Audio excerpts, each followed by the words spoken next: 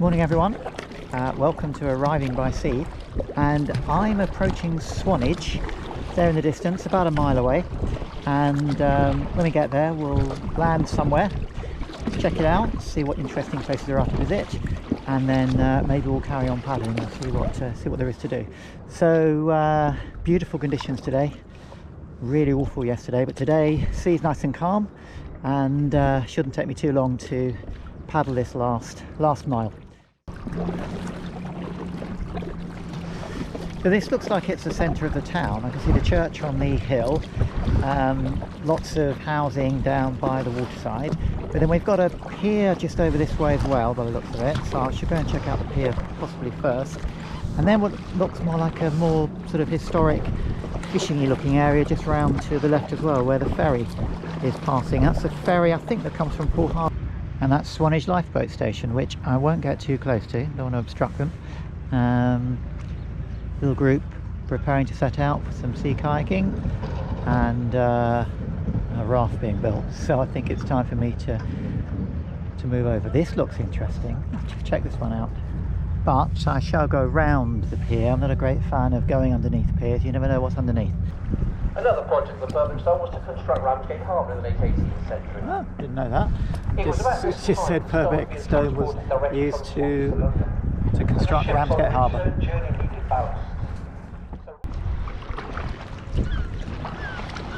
Water taxi doing its business. Green kayak up ahead, so I'll head over there. Nice steep slipway. Wall, plenty of depth there, and there's my first stop, the cafe. Yeah, so it's good.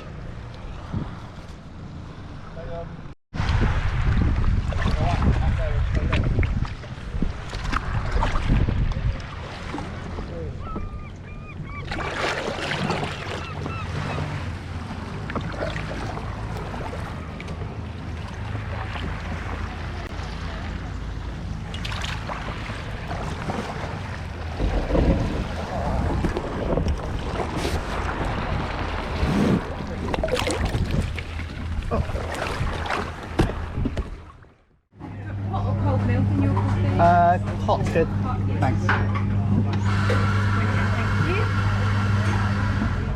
Right, let's check out Swanage, see what it's got to offer.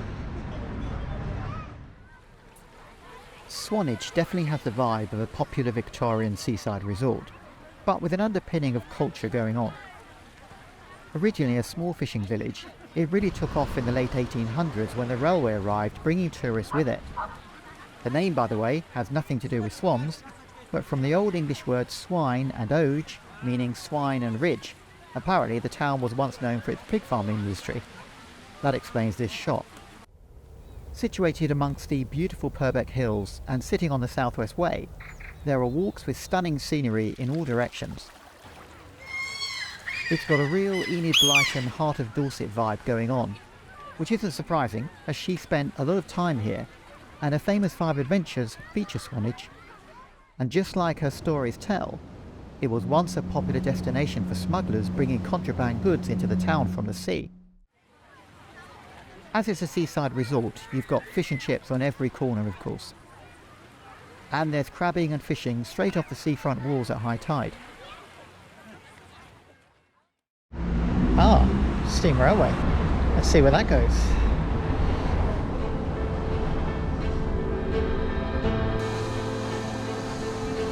There's a steam train service to the village of Corfe and the ruins of Corfe Castle.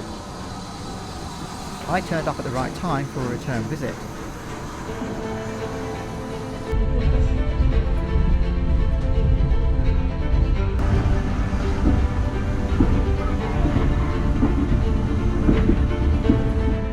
Looking down from its hilltop over the village bearing its name, Corfe Castle holds an important place in history over the last 1,000 years.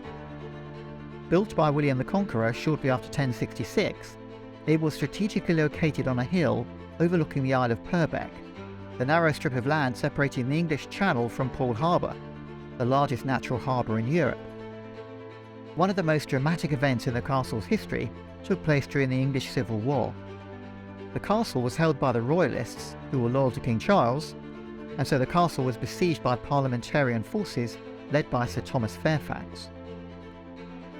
The Royalists held out for several months, but eventually they were forced to surrender to the parliamentarians, who ordered the castle to be partially destroyed to prevent it from being used as a stronghold again, and that's the main reason it's a ruin.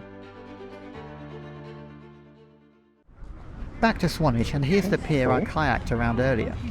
Following restoration, it's now Grade 2 listed. Home to a vibrant diving scene with plenty of local wrecks to check out. Fishing is also big here for mackerel, bass and pollock, so I gather. There's a decent cafe on the pier, although pretty pricey. Oh, jack potato and prawn. Just £13. Yeah, I'll say that again, just £13. And on a day like today, the pier is a great place to hang out, enjoy the sunshine and just take in the views. So all in all, I've got to say I've really enjoyed this place. My rating for Swanage arriving by sea has got to be a full-on 8.5 out of 10. It's just lacking a bit of the holiday character that Devon and Cornwall fishing villages can conjure up, but otherwise I'd thoroughly recommend for a day trip or a weekend visit. See you soon.